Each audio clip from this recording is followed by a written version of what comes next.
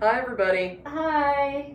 I'm Reverend Catie and Darrah. And I'm Darrah Bryan's the ministerial intern. And we're the ministers serving at First Parish in Needham, Unitarian Universalist. And we welcome you back to our couch conversation. Yay! This is the one we're offering for December of 2022, which the theme of this month at our church is on mystery.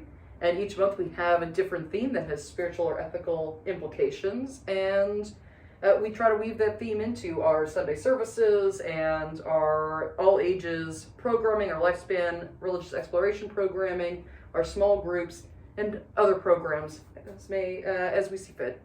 And so today we're going to be talking about mystery.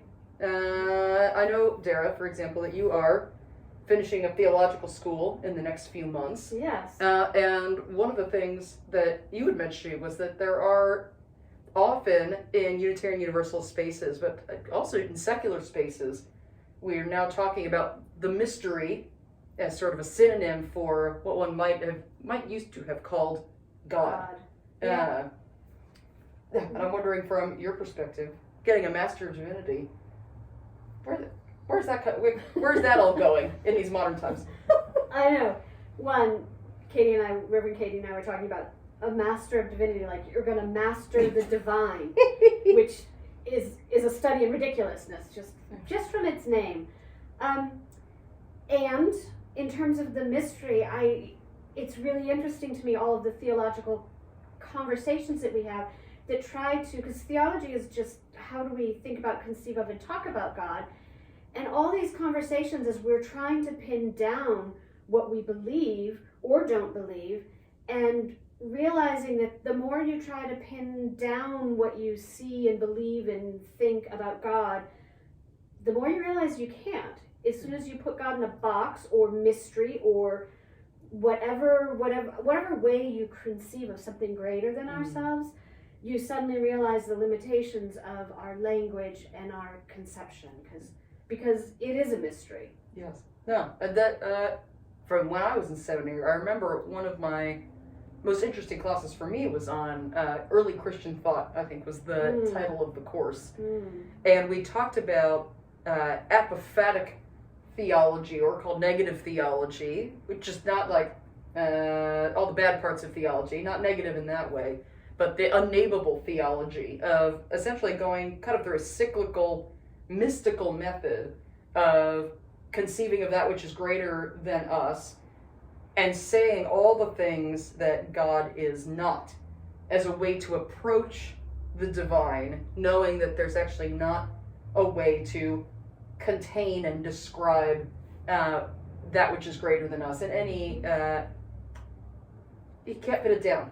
Yeah. You can't find the words for it, so you just go in this spiral of these are all the ways that God is not any of these things, and there's this great mystery left from that, different than just saying I don't believe in God because of XYZ, or I don't believe that God is this way and I can't articulate what I think the greater thing is. I sometimes think of it as when you look at a painting, sometimes artists paint not what they're seeing, but they are seeing it in terms of positive and negative spaces, and the apophatic would be filling in all of the negative spaces, and what emerges is then the picture of whatever image is trying to be created on the canvas. And I think of apophatic theology in the same way. It's not that you're saying, I have this image of what the divine could be or is, but you're painting in all of this negative space around that. In defining that, you're bringing to the foreground the image of what the divine could be. That's a fantastic metaphor for that. Yeah. Thank you for sharing that. That's great. I don't remember that from when I was in seminary. So there's 1 point to Boston University. Check. I am also thinking about on this point that mysteries, or say like a lot of folks will use terminologies like mystery or the universe or spirit as a replacement for sort of the older, more traditional conceptions of God.